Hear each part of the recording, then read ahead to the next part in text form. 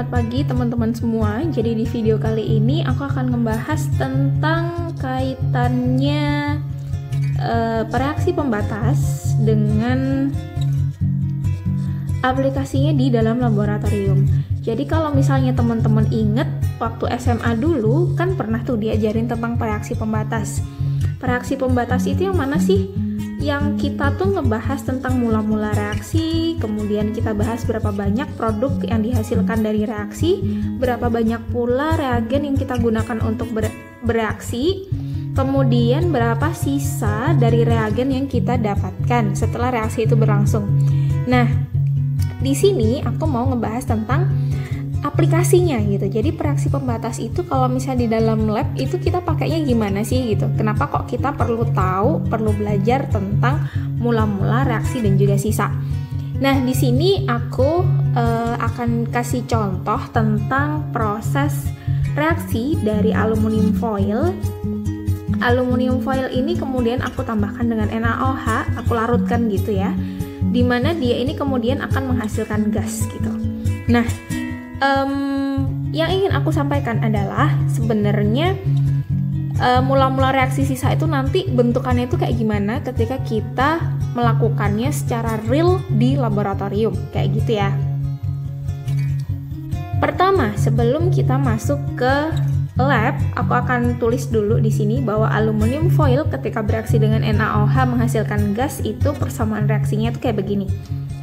NaOH, kemudian dia bereaksi dengan 2 aluminium, kemudian dia bentuknya adalah larutan, jadi pasti ada H2O-nya, kemudian dia akan menghasilkan suatu senyawa NaAlOH 4 gini ya, kemudian ada gas H2 gitu. Jadi gas nanti yang kita tangkap, yang kita hasilkan dari proses reaksi itu adalah gas H2. Nah, kayak gitu. Kemudian kemarin waktu di dalam lab itu aku pakai aluminium foilnya itu sebanyak kurang lebih 0,25 gram. Kemudian diketahui bahwa MR dari Al itu sama dengan 26,98 gram per mol. Kemudian NaOH yang aku pakai di sini kemarin konsentrasinya adalah 2 molar. Aku gunakan sebanyak 20 mili. Nah, kayak gini. Oke, selanjutnya setelah kita udah tahu gitu ya berapa NaOH yang kita pakai di lab dan Al-nya, next kita akan hitung dulu molnya gitu. Jadi kalau misalnya kita mau pakai reaksi pembatas itu biasanya kita pakai mol gitu ya. Jadi dari sini untuk Al-nya kita akan hitung lebih dulu. Mol Al sama dengan gram per mr ya, seperti biasa ngitungnya. Jadi di situ kita punya 0,25 gram. Kemudian kita bagi dengan 26,98 gram per mol. Satuannya jangan sampai lupa. Kemudian di sini kita peroleh mol Al-nya sebesar 0,0093 mol kayak gini ya. Oke. Sedangkan untuk NaOH-nya di sini kita punya 2M, kita pakainya 20 mili, berarti untuk molnya tinggal molaritas dikalikan dengan volume aja. Jadi ada 2M dikalikan dengan 20 mili. Di sini sama dengan 40 milimol, oke? Karena di sini kita pakainya mili ya, jadi satuannya masih milimol. Milimol untuk dijadikan mol dia naik 1000, jadi dibagi dengan 1000, maka hasilnya adalah 0,4 mol. Oke, jadi kita punya 0,4 mol NaOH yang kita gunakan di dalam laboratorium, dan kemudian kita punya 0,0093 mol aluminium yang kita gunakan di laboratorium kayak gitu. Sorry, ini harusnya bukan 0,04 tetapi di sini harusnya 0,04 ya, karena 40 milimol dibagi 1000 sama dengan 0,04 milimol.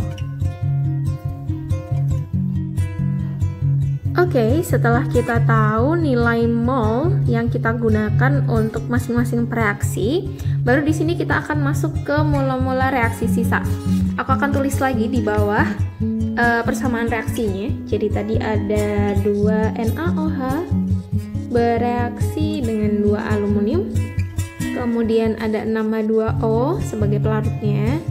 Kemudian ada 2 NaAlOH4 sebagai produknya, dan juga di situ ada gas H2 kayak gini ya.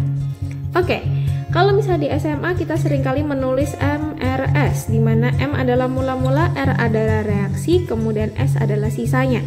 Nah, mula-mula sendiri itu adalah kondisi awal dari masing-masing reagen atau reaksi sebelum direaksikan, dan otomatis belum ada produk yang terbentuk di situ. Nah, kemudian untuk reaksi sendiri di kolom R itu kita punya berapa banyak yang bereaksi gitu ya.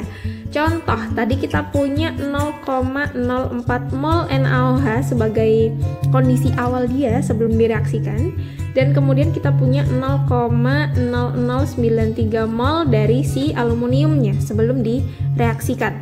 Nah, kemudian cara menentukan berapa banyak yang bereaksi itu seperti ini. Kita bagikan nilai mula-mula ini, konsentrasi mula-mulanya dengan koefisien reaksinya. Kita bagikan. Di sini juga ada 0,04, kita bagikan dengan 2 gitu ya. Nah, kayak gini. Nanti yang menghasilkan nilai paling kecil berarti dia itu yang habis bereaksi. Maksudnya habis bereaksi gimana? Maksudnya reaksi yang habis bereaksi itu nanti di kolom R ini nilainya sama dengan yang ada di mula-mula. Nah, di sini antara 0,0093 dibagi 2 dengan 0,04 dibagi 2, kan paling kecil 0,093 dibagi 2. Berarti untuk aluminium dia akan habis bereaksi, maka jumlah yang bereaksi sama dengan jumlah mula-mulanya, kayak gini. Aku tulis.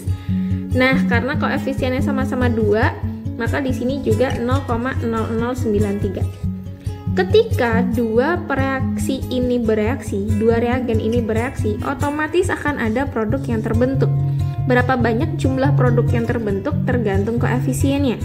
Karena di situ koefisien produknya adalah 3, sedangkan reaksinya adalah 2, maka di sini 3/2 aku kalikan dengan jumlah reagen yang bereaksi, kayak gitu ya. Kayak gini.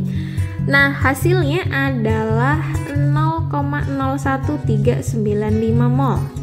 Ini jumlah dari H2 yang dihasilkan ketika aluminium habis bereaksi dan NaOH-nya akhirnya sisanya sebesar 0,0307 mol. Kayak begini. Oke, semoga sampai sini bisa dipahami ya. Nah, sederhananya sebagai catatan, mungkin kalau ada teman-teman yang masih bingung, jadi kondisi mula-mula itu adalah kondisi awal, mula-mula atau awal sebelum bereaksi gitu ya. Jadi masih lengkap sebelum bereaksi. Kemudian kondisi reaksi itu adalah saat reaksi berlangsung. Reaksi berlangsung, kira-kira berapa banyak sih reagen yang bereaksi gitu ya satu sama lain sehingga dia menghasilkan suatu produk tertentu gitu. Kemudian dalam kondisi sisa itu terakhir setelah reaksi berlangsung berapa banyak produk, berapa jumlah produk dan reagen yang tidak bereaksi, yang tersisa gitu. Analoginya seperti ini. Di awal aku punya misalkan ada NaOH 5 biji gini ya. Kemudian akan aku kita belum bereaksi. Jadi kemudian di sini aku punya juga Al sebanyak 3 biji. Misal kayak gini. Al-nya 3 biji gini ya. Kemudian aku akan mencampurkan keduanya gitu. Aku campurkan, akhirnya mereka itu bereaksi dalam satu wadah. Mereka akan bereaksi dalam satu wadah di mana akan terbentuk satu NaOH yang bereaksi dengan satu Al, satu NaOH-nya lagi bereaksi dengan satu Al, dan satu NaOH lagi bereaksi dengan satu Al gitu ya. Jadi ketika bereaksi, mereka ini akan saling berpasangan, akan saling berikatan gitu, membentuk suatu produk baru. Kayak gitu ya. Nah, karena tadi aku punya 3Al, otomatis 3Al ini berikatan dengan si NaOH-nya, dan di sini hanya ada 2 NaOH yang tidak memiliki pasangan. Nah, di dalam kondisi sisa di sini ya, S ini sisa itu adalah ketika kita tahu telah terbentuk ada 3 produk baru di sini, ada 3 produk Al yang berikatan dengan NaOH gitu ya. Ini analoginya aja. Dan kita juga punya 2 produk sisa gitu kan, sisa NaOH yang tidak bereaksi, NaOH yang tidak bereaksi karena nggak ada pasangannya gitu. Karena Al-nya sudah habis, akhirnya NaOH harus bereaksi dengan siapa gitu, karena semua Al-nya di sini sudah bereaksi, semacam itu ya.